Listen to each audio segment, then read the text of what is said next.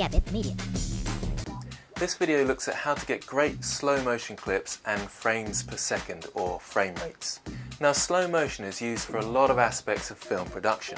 Romantic scenes, action sequences, music videos or promotional videos. But when you slow down normal footage, you get a problem with how smooth it looks, and that's to do with your frame rate. Your frame rate is measured in frames per second. That's how many still shots are in 1 second of footage. Let's take this example of Roxy the dog. This is 1 frame per second. This is 5 frames per second. This is 12 frames per second. And at this point it should look relatively smooth. And this is 24 frames per second. And that's what most films have been shot at. So most films have a frame rate of 24 frames per second. That's 24 still shots per second. When these still frames are all put together, it gives the illusion of movement. It was thought in the past that it wasn't worth going above 24 frames per second because the eyes couldn't tell the difference. However, recent films such as The Hobbit are shot at 48 frames per second, which is twice that rate.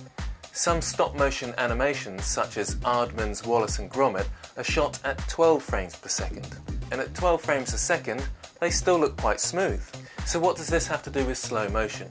Well, if we take a normal clip at 24 frames per second and slow it down, if we put it to half the speed, 12 frames per second, it looks passable. At a quarter speed, 6 frames per second, it looks juddery. And this is an 1/8 normal speed, and it really doesn't look smooth at all. So the original clip that we recorded needs to be in a higher frame rate.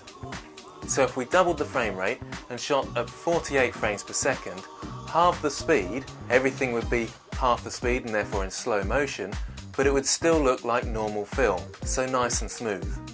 That's why a lot of people are really keen on GoPro cameras. They shoot at 240 frames per second. These are some shots taken with the GoPro of me messing around on the trampoline.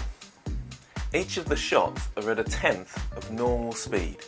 So the one shot at 25 frames per second is now 1/10 of its normal speed and quite juddery.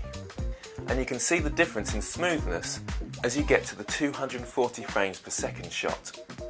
For this piece of footage, it's still at 24 frames per second, which is that of normal film, and therefore it looks nice and smooth. DSLRs are very good as well because they shoot at 50 or 60 frames per second depending on what resolution you're shooting at. So most DSLRs can at least double your frame rate. The problem with all these cameras is that you have to shoot at a lower resolution. That means you might lose some detail. So you do have to consider whether it's important enough to you to increase that frame rate. If you want your footage looking really sharp and crisp, then keep it at 25 or 24 frames per second. Some people say they like shooting everything at 50 frames per second because then they got the option of slowing it down if they need to. One particular advantage of slow motion is that any shaky footage looks that little bit smoother. If you want to know how to change the frame rate on your DSLR, then look at the top video. If you want to know how frame rate affects stop motions, then look at the bottom video. Hope this all helped.